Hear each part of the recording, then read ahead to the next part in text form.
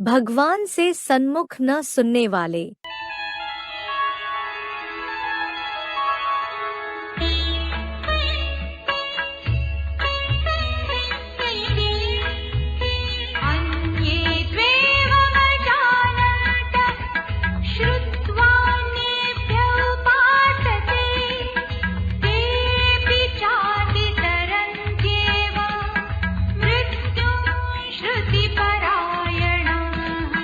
तु अन्ये एवं अजानन्तः, किंतु कुछ अन्य ऐसा न जानते हुए, अन्येभ्यः श्रुत्वा उपासते, दूसरों द्वारा सुनकर उपासना करते हैं। चते श्रुति परायणाः अपि, और वे सुनाने वालों के आश्रित अर्थात अधीन भी, मृत्युम अति तरन्ति एव, मृत्युलोक को पार कर ही जाते हैं।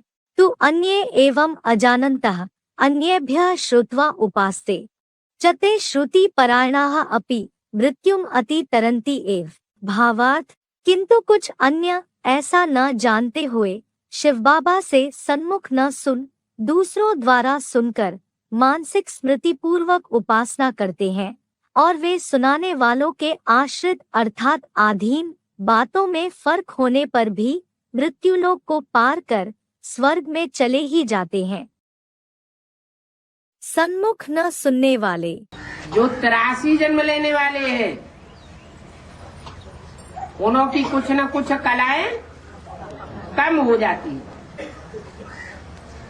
भगवान बाप के आने पर उन्होंने पूरा पुरुषार्थ नहीं किया, श्रीमत को पूरा फॉलो नहीं किया, तो आत्मा की कला घट जाती है। कुछ न कुछ देवान बना रहता है, उस देवान के कारण वो पूरे 84 जन्म लेने वाली शुद्ध रूहानियत वाली आत्मा नहीं बन पाते, और उन बच्चों को बाप नहीं पढ़ाते।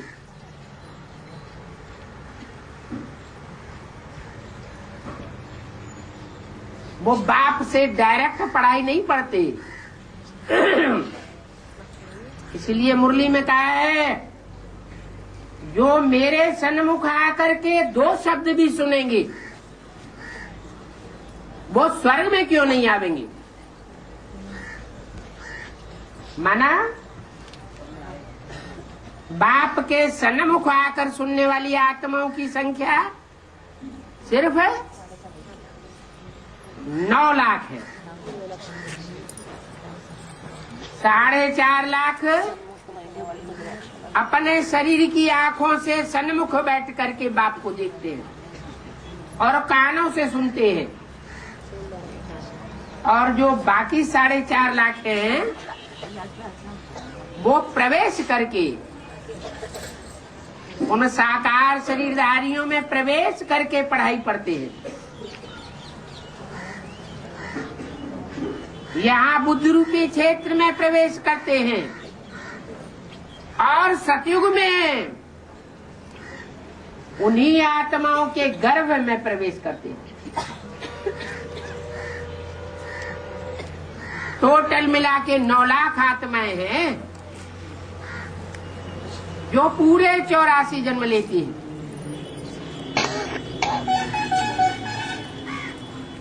जो बाप के सन्मुख आकर के पढ़ाई पढ़ती है, उनको कहा तुम बच्चे। बाकी जो अभी सन्मुख नहीं है, बल माउंट आबू में बैठे हुए अव्यक्त बाप दादा के सामने बैठ करके पढ़ाई पढ़ते हैं, वो उन 84 जन्म लेने वालों की लिस्ट में नहीं आ सकते, क्योंकि वो सन्मुख आए हुए बाप को नहीं पहचानते। सन्मुख न सुनने वाले संगमयुगी स्वर्ग में नहीं जाते। बाबा मुरली पॉइंट है, जो थोड़ा भी सुनेंगे, उस ज्ञान थोड़ा भी जो सुनेंगे वो स्वर्ग में आ जाएंगे। तो इसका बेहद रहस्य क्या है?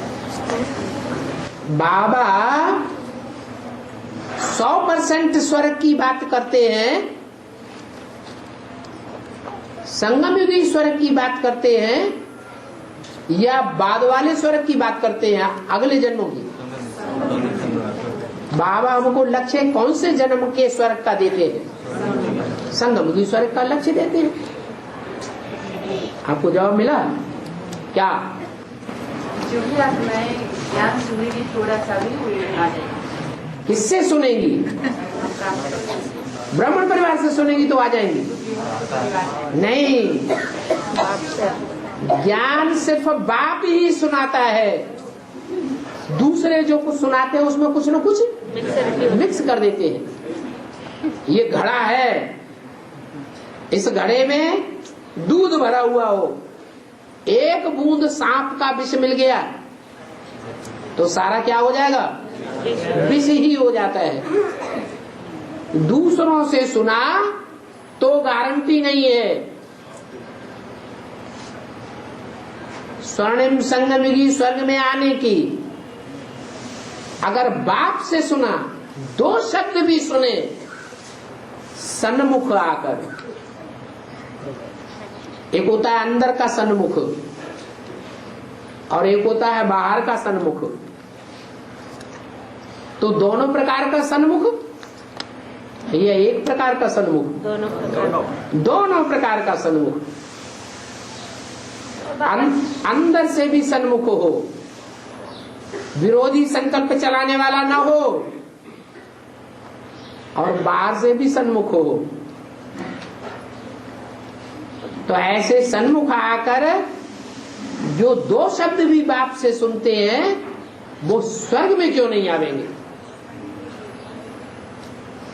और गिरती कला के स्वर्ग में नहीं, कौन से स्वर्ग में? हाँ, जो संपन्न स्टेज का स्वर्ग है उसमें जरूर आवेंगे। सन्मुख न सुनने वाले भी मृत्यु लोक को पार कर स्वर्ग में चले ही जाते हैं। बल सतयुग त्रेता में जन्म लेते हैं, लेकिन जिन्होंने 84 जन्म नहीं लिए वो पक्के देवताएं नहीं। जिन्होंने पूरे 84 जन्म लिए वो परमात्मा बाप से सन्मुख बैठ करके पढ़ने वाले ब्राह्मण हैं। दूसरे ब्राह्मण जो कम कला वाले बनते हैं, देवता हैं, वो बाप से सन्मुख बैठ करके नहीं पढ़ पाते। दूसरे सुनाने वालों के आश्रित बातों में फर्क होने पर भी स्वर्ग में चले ही जाते हैं। तो जो तीसरे नारायण के कुल में आने वाले होंगे सतयुग में, प्रजा ऊपर से उतरेगी ना, तो तीसरे नारायण के कुल में आकर के तीसरे नारायण की प्रजा बनेगी। तो संगम युग में वो तीसरे नारायण की बात मानेगी या शिव की बात मानेगी या ब्रह्मा की बात मानेगी? किसकी बात मानेगी? जो जिस धर्म का होगा वो उसी की बात मानेगा। मुस्लिम क्या बोला? जो जिस धर्म का होगा वो उसी की बात मानेगा। जो आत्मा उतरेंगे बाबा वो तो उसकी बात मानेंगे, लेकिन ये पहले हाँ वो संप्रदाय तो बराबर चलते रहेंगे ना। चल रहा है संप्रदाय, लेकिन ऊपर से जो आत्माएं नहीं आई तीसरी डिनाइटी, वो कौन से धर्म की आई? वो तो उसकी इब्राहिम धर्म की आई। तो वो किसकी बात मानेंगे? वो उन्हीं की बात। तो उनका भगवान कौन हुआ? ऊंचे ऊंचे भगवान में अंतर पड़ गया ना। उनके लिए वही ऊंचे ऊंचे भगवान, उससे ऊंचा और किसी को मानेंगे नहीं। वो किसी की बात मानने वाले नहीं। जैसे भक्ति मार्ग में कहते हैं भगवान भी ब्रह्मा भी उतारा है तो भी हम मानने वाले नहीं। ऐसे यहाँ भी है ऐसे ब्राह्मण जो कहते हैं भले भगवान प्रत्यक्ष हो गया हो, हम नहीं मानेंगे जब तक दीदी दादी नहीं मानेंगे, या कहते हैं जब तक जगदीश भाई नहीं मानेंगे तब तक हम मानने वाले नहीं। इसका मतलब उनका भगवान कौन हुआ? ब्रह्मा, जगदीश भाई।